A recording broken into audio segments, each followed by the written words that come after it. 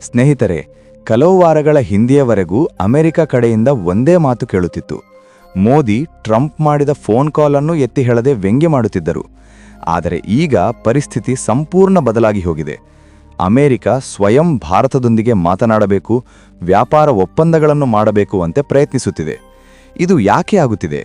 ಅಸಲು ಅಮೆರಿಕ ತನ್ನ ನಿಲುವನ್ನು ಯಾಕೆ ಬದಲಾಯಿಸಿಕೊಂಡಿದೆ? ಇಲ್ಲಿನ ಅಸಲಿ ಪ್ರಶ್ನೆ ಏನೆಂದರೆ, 27 ಜನವರಿ 26ರಂದು ಏನು ಆಗಬೇಕಿದೆ? ಆ ದಿನಾಂಕ ವೈಟ್ ಹೌಸ್ನಲ್ಲಿ ಯಾಕೆ ಅಷ್ಟು ಆತಂಕ ಹುಟ್ಟಿಸುತ್ತಿದೆ? ಅಷ್ಟೇ ಅಲ್ಲದೆ ಇನ್ನೊಂದು ದೊಡ್ಡ ವಿಷಯ, ಟ್ರಂಪ್ ಗ್ರೀನ್ಲ್ಯಾಂಡ್ಗೆ ಸಂಬಂಧಿಸಿದ ಯಾವ ಪ್ರಸ್ತಾಪವನ್ನು ತಿರಸ್ಕರಿಸಿದ ಮತ್ತು ಆ ತಿರಸ್ಕಾರದಿಂದ ಭಾರತಕ್ಕೆ ಯಾವ ರೀತಿಯ ನೇರ ಲಾಭಗಳು ಆಗುತ್ತಿವೆ? ಈ ವಿಷಯಗಳನ್ನು ಸ್ವಲ್ಪ ಆಳವಾಗಿ ಸ್ಪಷ್ಟವಾಗಿ ಅರ್ಥ ಮಾಡಿಕೊಳ್ಳೋಣ. ಮೊದಲು ಅತ್ಯಂತ ಮುಖ್ಯವಾದ ತಾಜಾ ಮಾಹಿತಿಯನ್ನು ನೋಡೋಣ. ಇಲ್ಲಿ ನಾವು ಮಾತನಾಡುತ್ತಿರುವುದು ಒಂದು ದೊಡ್ಡ ಒಪ್ಪಂದದ ಬಗ್ಗೆ. ಅದು ಭಾರತ ಮತ್ತು ಯುರೋಪಿಯನ್ ಯೂನಿಯನ್ ನಡುವಿನ ಸ್ವೇಚ್ಛಾ ವ್ಯಾಪಾರ ಒಪ್ಪಂದ. ಈ ಒಪ್ಪಂದದ ಫೈಲ್ಗಳು ಕಳೆದ 19 ವರ್ಷಗಳಿಂದ ಧೂಳುಪಟ್ಟುಕೊಂಡು ಬಿದ್ದಿದ್ದವು. ಯಾಕೆಂದರೆ ಕೆಲವೊಮ್ಮೆ ರಾಜಕೀಯ ಸಮಸ್ಯೆಗಳು ಬಂದವು, ಇನ್ನೊಮ್ಮೆ ಷರತ್ತುಗಳಲ್ಲಿ ಅಡ್ಡಿಗಳು ಬಂದವು, ಮತ್ತೊಮ್ಮೆ ಯುರೋಪ್ ದೇಶಗಳ ಹಠದಿಂದ ನಿಲ್ಲಿಹೋಯಿತು. ಆದರೆ ಈಗ ಆ ಕಾಯುವಿಕೆ ಮುಗಿಯಲಿದೆ.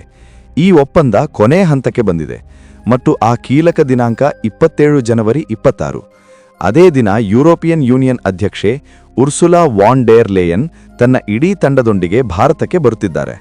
ಇದು ಕೇವಲ ಒಂದು ಸಾಮಾನ್ಯ ಭೇಟಿ ಮಾತ್ರವಲ್ಲ, ಇದು ಭಾರತದ ಆರ್ಥಿಕ ಚರಿತ್ರೆಯಲ್ಲಿ ಇಲ್ಲಿಯವರೆಗೂ ನಡೆದ ಅತಿದೊಡ್ಡ ವ್ಯಾಪಾರ ಕ್ರಿಯೆಯಾಗಿ ಪರಿಗಣಿಸಲಾಗುತ್ತಿದೆ. ಈ ಒಪ್ಪಂದದಿಂದ ಭಾರತ ಮತ್ತು ಯುರೋಪ್ ನಡುವಿನ ವ್ಯಾಪಾರ ಹೆಚ್ಚು ಸುಲಭವಾಗುತ್ತದೆ, ತೆರಿಗೆಗಳು ಕಡಿಮೆಯಾಗುತ್ತವೆ ಮತ್ತು ಉತ್ಪನ್ನಗಳು ಸುಲಭವಾಗಿ ಮಾರುಕಟ್ಟೆಗೆ ಬರುತ್ತವೆ. ಅಂತಾರಾಷ್ಟ್ರೀಯ ಮಾಧ್ಯಮಗಳಲ್ಲಿ ಈಗಾಗಲೇ ಈ ವಿಷಯದ ಬಗ್ಗೆ ತುಂಬಾ ಚರ್ಚೆ ನಡೆಯುತ್ತಿದೆ. ಯುರೋಪ್ ವ್ಯಾಪಾರ ಗುಂಪುಗಳು ಸಕ್ರಿಯವಾಗಿ ಕೆಲಸ ಮಾಡುತ್ತಿವೆ ಮತ್ತು ಅಮೆರಿಕ ನಿಶ್ಶಬ್ದವಾಗಿ ಇದನ್ನೆಲ್ಲ ಗಮನಿಸುತ್ತಿದೆ. ಇಲ್ಲಿನ ಅಸಲಿ ಆಶ್ಚರ್ಯಕರ ತಿರುವು ಏನೆಂದರೆ, ಸಾಮಾನ್ಯವಾಗಿ ಯುರೋಪಿಯನ್ ಯೂನಿಯನ್ ಯಾವ ದೇಶದೊಂದಿಗಾದರೂ ಒಪ್ಪಂದ ಮಾಡುವಾಗ ತನ್ನ ಷರತ್ತುಗಳನ್ನು ಹೇರಿಕೆ ಮಾಡುತ್ತದೆ. ಆದರೆ ಈ ಸಲ ಪರಿಸ್ಥಿತಿ ತಲೆಕೆಳಗಾಗಿದೆ. ಭಾರತ ಸ್ಪಷ್ಟವಾಗಿ ಹೇಳಿಬಿಟ್ಟಿದೆ, ಒಪ್ಪಂದ ಆಗುತ್ತದೆ, ಆದರೆ ನಮ್ಮ ಷರತ್ತುಗಳ ಮೇಲೆಯೇ. ಮುಖ್ಯವಾಗಿ ಕೃಷಿ ಕ್ಷೇತ್ರವನ್ನು ಈ ಒಪ್ಪಂದದಿಂದ ಸಂಪೂರ್ಣ ಹೊರಗಿಟ್ಟಿದ್ದಾರೆ. ಅಂದ್ರೆ ಯುರೋಪ್ ಉತ್ಪನ್ನಗಳು ಭಾರತಕ್ಕೆ ಬಂದರೂ ನಮ್ಮ ರೈತರಿಗೆ ಯಾವುದೇ ಹಾನಿ ಆಗದಂತೆ ನೋಡಿಕೊಳ್ತೇವೆ. ಕನಿಷ್ಠ ಬೆಂಬಲ ಬೆಲೆಯೊಂದಿಗೆ ಯಾವುದೇ ರಾಜಿಯಿಲ್ಲ. ಸ್ಥಳೀಯ ಕೃಷಿಯ ಮೇಲೆ ಯಾವುದೇ ಒತ್ತಡ ಬರದಂತೆ ನೋಡಿಕೊಳ್ತೇವೆ. ಇದು ಭಾರತ ಈಗ ಕೇವಲ ದೊಡ್ಡ ಮಾರುಕಟ್ಟೆ ಮಾತ್ರವಲ್ಲ, ಪ್ರಪಂಚ ವ್ಯಾಪಾರದಲ್ಲಿ ಷರತ್ತುಗಳನ್ನು ನಿರ್ಧರಿಸುವ ಬಲವಾದ ಶಕ್ತಿಯಾಗಿ ಬದಲಾಗಿದೆ ಎಂದು ತೋರಿಸುತ್ತಿದೆ. ಈ ಬದಲಾವಣೆಯಿಂದ ಪ್ರಪಂಚ ವ್ಯಾಪಾರ ಕೇಂದ್ರ ನಿಧಾನವಾಗಿ ಏಷ್ಯಾ ಕಡೆಗೆ, ಮುಖ್ಯವಾಗಿ ಭಾರತ ಕಡೆಗೆ ತಿರುಗುತ್ತಿದೆ. ಅದಕ್ಕೆ ಅಮೆರಿಕ ಆತಂಕಕ್ಕೆ ಒಳಗಾಗಿದೆ.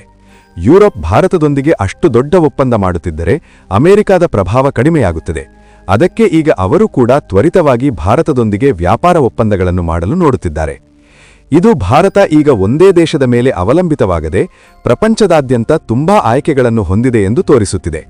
ಈಗ ಸ್ವಲ್ಪ ವಿಸ್ತಾರವಾಗಿ ನೋಡಿದರೆ, ಈ ಒಪ್ಪಂದ ಇನ್ನೂ ಸಹಿಯಾಗದಿದ್ದರೂ ಅದರ ಪರಿಣಾಮ ಈಗಾಗಲೇ ಕಾಣುತ್ತಿದೆ. ಉದಾಹರಣೆಗೆ 25 ಏಪ್ರಿಲ್ನಿಂದ ನವೆಂಬರ್ವರೆಗೆ ಸ್ಪೇನ್ನಲ್ಲಿ ಭಾರತದ ರಫ್ತುಗಳು 56% ಹೆಚ್ಚಾಗಿವೆ, ಜರ್ಮನಿಯಲ್ಲಿ 10%, ಪೋಲ್ಯಾಂಡ್ನಲ್ಲಿ 7.5% ಹೆಚ್ಚಳ ಬಂದಿದೆ. ಇದರರ್ಥ ಯುರೋಪ್ ಮಾರುಕಟ್ಟೆ ಈಗಾಗಲೇ ಭಾರತವನ್ನು ಭವಿಷ್ಯದ ಪಾಲುದಾರನಾಗಿ ನೋಡುತ್ತಿದೆ. ವಿಸ್ತರಿಸಿ ಹೇಳಬೇಕೆಂದರೆ, ಈ ಒಪ್ಪಂದದಿಂದ ಬಟ್ಟೆಗಳು, ಔಷಧಗಳು, ಯಂತ್ರಗಳಂತಹ ಕ್ಷೇತ್ರಗಳಲ್ಲಿ ತೆರಿಗೆಗಳು ಕಡಿಮೆಯಾಗುತ್ತವೆ, ರಫ್ತುಗಳು ಹೆಚ್ಚಾಗುತ್ತವೆ. ತಜ್ಞರ ಅಂದಾಜಿನ ಪ್ರಕಾರ ಸರಕುಗಳ ಕ್ಷೇತ್ರದಲ್ಲೇ 50% ಹೆಚ್ಚಳ ಬರಬಹುದು. ಪ್ರಸ್ತುತ 124 ಬಿಲಿಯನ್ ಯೂರೋಗಳ ವ್ಯಾಪಾರ 150-160 ಬಿಲಿಯನ್ ಯೂರೋಗಳನ್ನು ದಾಟಿ ಹೋಗಬಹುದು. ಇದು ಭಾರತದ ಆರ್ಥಿಕ ವ್ಯವಸ್ಥೆಗೆ ದೊಡ್ಡ ಉತ್ತೇಜನ ನೀಡುತ್ತದೆ. ಉದ್ಯೋಗಗಳು ಹೆಚ್ಚಾಗುತ್ತವೆ, ಹೂಡಿಕೆಗಳು ಬರುತ್ತವೆ. ಈಗ ಇನ್ನೊಂದು ದೊಡ್ಡ ಅಪ್ಡೇಟ್ಗೆ ಹೋಗೋಣ. ಇದು ಗ್ರೀನ್ಲ್ಯಾಂಡ್ ವಿಷಯ. ಇದು ಎಷ್ಟು ವಿಚಿತ್ರವಾಗಿದೆಯೋ ಅಷ್ಟೇ ಅಪಾಯಕಾರಿಯೂ ಆಗಿದೆ. ನಿನ್ನೆ ವಾಷಿಂಗ್ಟನ್ನಲ್ಲಿ ಒಂದು ಮುಚ್ಚಿದ ಕೊಠಡಿ ಸಭೆ ನಡೆಯಿತು. ಅಲ್ಲಿ ಟ್ರಂಪ್ ತಂಡ, ಜೆಡಿ ವ್ಯಾನ್ಸ್, ಮಾರ್ಕೋ ರೂಬಿಯೋ ಮತ್ತು ಡೆನ್ಮಾರ್ಕ್, ಗ್ರೀನ್ಲ್ಯಾಂಡ್ ಪ್ರತಿನಿಧಿಗಳ ನಡುವಿನ ಚರ್ಚೆಗಳು ಸಂಪೂರ್ಣ ಕುಸಿದು ಹೋಗಿವೆ. ಟ್ರಂಪ್ ಗ್ರೀನ್ಲ್ಯಾಂಡ್ ಅನ್ನು ಸಂಪೂರ್ಣವಾಗಿ ತನ್ನ ಅಧೀನಕ್ಕೆ ತೆಗೆದುಕೊಳ್ಳಬೇಕು ಅಂತ ಹೇಳುತ್ತಿದ್ದಾರೆ. ಅದು ಬಾಡಿಗೆಗಲ್ಲ, ಪಾಲುದಾರಿಕೆಯಲ್ಲ, ಪೂರ್ಣ ಮಾಲೀಕತ್ವ ಬೇಕು. ಡೆನ್ಮಾರ್ಕ್ ಹೇಳುತ್ತಿದೆ, ನಿಮಗೆ ಸೈನಿಕ ಶಿಬಿರಗಳು, ಖನಿಜಗಳು ಬೇಕಿದ್ದರೆ ತೆಗೆದುಕೊಳ್ಳಿ, ಆದರೆ ಭೂಮಿ ನಮ್ಮದೇ ಇರಬೇಕು. ಇದು ನಮ್ಮ ಸ್ವಾತಂತ್ರ್ಯದ ಪ್ರಶ್ನೆ. ಟ್ರಂಪ್ ಉತ್ತರ ತುಂಬಾ ತಣ್ಣಗಾಗಿ ಅಪಾಯಕಾರಿಯಾಗಿದೆ. ಭೂಮಿ ನಮ್ಮದಲ್ಲದಿದ್ದರೆ ನಾವು ರಕ್ಷಣೆ ನೀಡುವುದಿಲ್ಲ, ರಷ್ಯಾ ಚೈನಾದೊಂದಿಗೆ ಯುದ್ಧ ಮಾಡುವುದಿಲ್ಲ. ಅಸಲು ಕಾರಣ ಏನೆಂದರೆ ಅಮೆರಿಕಾದ ಗೋಲ್ಡನ್ ಡೋಮ್ ಪ್ರಾಜೆಕ್ಟ್. $107.5 ಬಿಲಿಯನ್ ಒಂದು ದೊಡ್ಡ ಕ್ಷಿಪಣಿ ಕವಚ ವ್ಯವಸ್ಥೆ. ಇದಕ್ಕೆ ಗ್ರೀನ್ಲ್ಯಾಂಡ್ನ ಕಾರ್ಯತಂತ್ರದ ಸ್ಥಾನ ಬೇಕು. ಯಾಕೆಂದರೆ ಅಲ್ಲಿಂದ ರಷ್ಯಾ ಚೈನಾದ ಚಲನೆಗಳನ್ನು ಸುಲಭವಾಗಿ ಟ್ರ್ಯಾಕ್ ಮಾಡಬಹುದು. ವಿಸ್ತರಿಸಿ ಹೇಳಬೇಕೆಂದರೆ ಈ ಪ್ರಾಜೆಕ್ಟ್ ಹೈಪರ್ಸಾನಿಕ್ ಮಿಸೈಲ್ಗಳನ್ನು ಗಾಳಿಯಲ್ಲೇ ಮುಗಿಸುವಂತೆ ರೂಪಿಸಲಾಗಿದೆ ಮತ್ತು ಗ್ರೀನ್ಲ್ಯಾಂಡ್ ಆರ್ಕ್ಟಿಕ್ ಸಮೀಪದಲ್ಲಿರುವುದರಿಂದ ಇದು ಪರ್ಫೆಕ್ಟ್ ಸ್ಪಾಟ್. ಇತ್ತೀಚಿನ ರಾಜಕೀಯ ಮತ್ತು ರಕ್ಷಣಾ ಬೆಳವಣಿಗೆಗಳು ಯುರೋಪ್ಗೆ ಒಂದು ದೊಡ್ಡ ಆಘಾತ ನೀಡಿವೆ.